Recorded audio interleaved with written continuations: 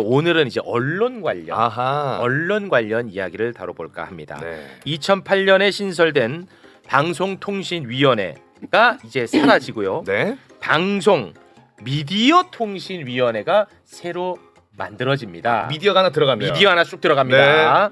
자, 관련한 이야기를 대한민국 최고의 전문가와 함께 이야기를 나눠보겠습니다. 일단 간단하게 좀 정리를 해주시죠.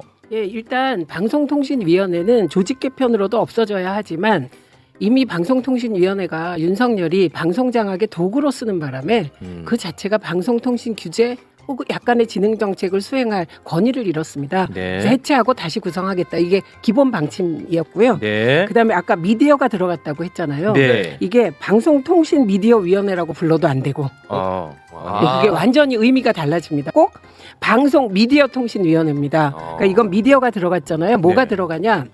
애초에 2008년에 방송통신위원회 설치법에는 유료 방송, 즉 IPTV, 케이블, 위성방송 규제, 진흥이 전부 방통위원회에 있었습니다. 근데 2012년 박근혜가 당선되고 창조경제 한다면서 방통위 조직을 뜯어냈는데요. 그 뜯어낸 것이 IPTV, 위성방송, 케이블, 유료방송, 진흥과 규제를 떼서 미창부로 옮겼습니다. 미래창조과학부.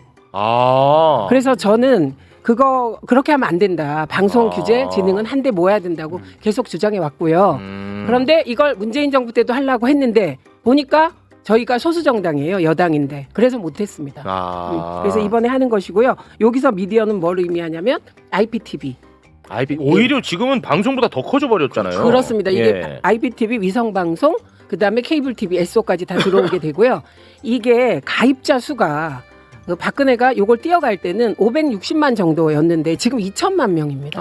그러니까 2천만 명이 가입한 유료방송 규제가 들어간 새로운 방송미디어통신위원회가 뜨게 됩니다. 그러니까 일단 명칭이 바뀌어야 되고요. 그다음에 규제 대상이 커졌고요. 그래서 당연히 위원 수가 늘게 됩니다. 그래서 5명이었는데 7명으로 늘게 됩니다. 원래 방통위에서는 이제 예를 들어서 뭐 IPTV라든지 유료 방송이라든지 이런 거를 한데 모아가지고 감독과 규제를 했었다가 2008년에 박근혜 때 이거를 갑자기 이상하게 떼가지고 부처에다가 이렇게 줘버렸어요. 그때 미창부를 만들어서 창조 경제를 세게 하겠다. 지금의 과기부예요, 그게? 과기부는 그 이후에 문재인 정부에서 이름만 바꾼 거고요. 그게 정부 지금의- 조직 개편을 하려니까 당시에 야당인 국민의힘 쪽이 손도 못 대게 한 거죠. 이렇게 소수 여당이었잖아요. 그때 민주당이. 네. 그래서 제대로 조직 개편을 못했습니다.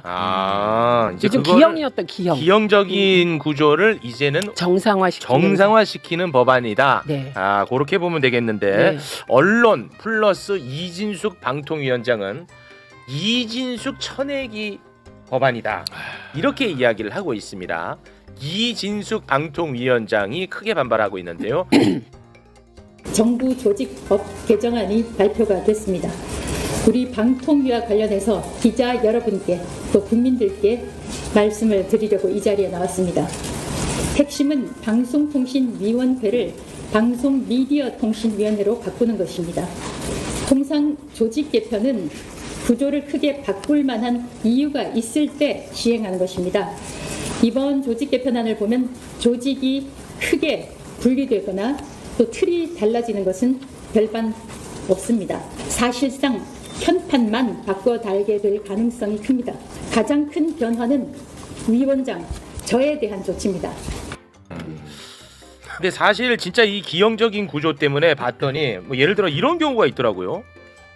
뭐 예를 들어 방통위가 하는 일 중에 하나가 이제 방송국은 허가를 받아야 되거든요. 네.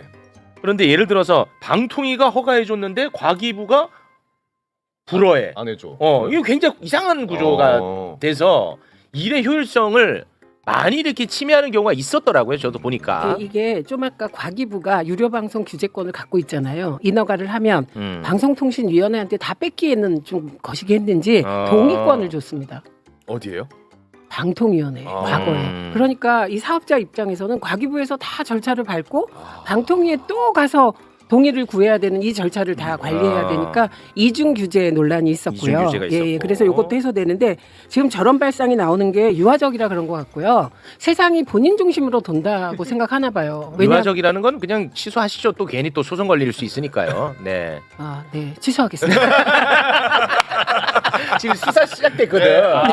수사가 아주 빨리 시작됐습니다. 네, 저 취소. 네, 공약 취소합니다. 내용으로. 그러니까도 어디를 주목하느냐가 중요한 거예요. 저희들이 주목하는 거는 과기부에서 넘어오는 그 중앙부처 직원 35명 외에 전파관리소 뭐뭐 넘어오는 그거 또 중요하지만 이게 조직 네. 개편인데 더 중요한 건 가입자가 2천만 명으로 늘었다는 겁니다. 그렇습니다. IPTV. 그래서 이에 관한 세세한 지원책이 필요하다 이렇게 보는 것이고요. 그래서 그 부분을 주목해달라고 아무리 얘기해도 외면하는 것 같고요. 언론이. 네. 그리고 이게 역사가 있는데 2000년에 통합방송법이 만들어지면서 과거에 종합유선방송위원회 뭐 이런 위원회들이 다 합쳐져서 방송위원회가 뜨거든요. 그때도 방송위원회법이 통합방송법이 만들어지면서 과거 위원들은 다 자동 면직됐습니다. 네. 그리고 2008년에 방송통신위원회가 뜰 때도 제가 방송위원회 부위원장이었는데 임기가 1년 6개월이나 남아 있었습니다. 네. 근데 신법이 통과되자마자 그냥 면직되더라고요. 네. 그런데 그거는 신법이 만들어지고 조직이 개편되면 그냥 자연스러운 현상이고요. 그리고 2013년에 아까 박근혜 때 조직을 떼어갔다 그랬잖아요. 네네네. 방통위에서 미창부로. 그때는 조직만 떼어갔는데도 이계철 방통위원장이 물러났습니다. 그러니까 이거는 조직이 그렇게 개편되고 그러면 네, 물러나는 것인데 알겠습니다. 그래서 이진숙 씨에게 특혜를 줄 수는 없다. 네. 혼자에게. 예. 이게 핵심입니다. 제가 좀 궁금한 게 있는데 본인이 대단한 인물인 착각 속에 살고 있다. 아. 이게 의학 용어도 쓸 수 있는데 저도 안 쓰도록 그거 하지 하겠습니다. 마요. 그런 거 하지 마. 그냥 내용으로만 하면 돼요. 그럼 제가 궁금한 게 있는데 네. 그러면 방송 미디어 통신 위원회가 이제 신설이 됩니다. 네. 그러면은 이제 위원도 5명에서 7명 이제 네. 늘어나게 되지 않습니까? 네. 그러면은 그때 이 7명은 뭐 예를 들어서 국회 추천 뭐 이런 게 네. 있어요 또? 여기서 상임위 셋, 비상임위 넷입니다. 근데 어. 야당이 추천할 수 있는 게 3명입니다. 그래서 아. 상임 3명은 대통령이 1명을 지명하고 이 사람이 위원장이 되는 것이고요. 그다음에 여야가 1명씩 상임을 추천하게 되고요. 아. 그다음에 비상임 4명은 아마 의석수 비율로 하면 여야 2대2가 될 것 같습니다. 네. 네. 네. 모든 게 장동혁에게 달려 있다. 왜냐면 대구시장 자리 준다 그러면은 위원 자리 준다 해도 저 이진숙이 안 올 것 같거든요. 아. 그러니까 본인의 정치적 진로를 우리가 좀 더 봐야 될 것 같고. 저는 그리고 이진숙 위원장 같은 경우는 본인이 방통위를 그렇게 망가뜨려놨잖아요. 지금 조직 개편안과 이진숙과는 별로 상관도 없는데 본인이 좀 찔려서 그렇게 해석하는 거 아닌가 네. 그렇게 생각합니다. 알겠습니다. 결국은 전환길 씨의 선택이 좀 중요하겠네요. 전환길 씨가 입장을 밝혔죠. 양보한다고. 양보한다고. 예, 알겠습니다. 근데 요거보다 더 중요한 게 더 중요한 게 또 있습니까? 예, 네. 방송미디어통신위원회가 구성되면 공영방송 이사 선임이 시작됩니다. 아, 그러니까 그러네. 지금 이제 완전 꽉 막혀 있는 상태니까. 그렇죠. 지금은 안 되고 있잖아요. 예, 지금은 아. 위원이 없기 때문에 그리고 그러네. 지금 자꾸 이진숙 씨가 위원을 추천하라고 하는데 이 조직 개편이 되는데 누가 위원을 그렇지. 추천합니까? 그리고 지금 추천해봐야 그분들은 9월 25일 그것도 이 법이 다 나가야 통과될 텐데 되는데. 다 나가야 되는데 그렇네, 그렇네. 예, 그건 곤란하고요. 어. 그래서 공영방송 이사 추천이 시작되고 그러면 방통위가 그걸 주도해야 됩니다.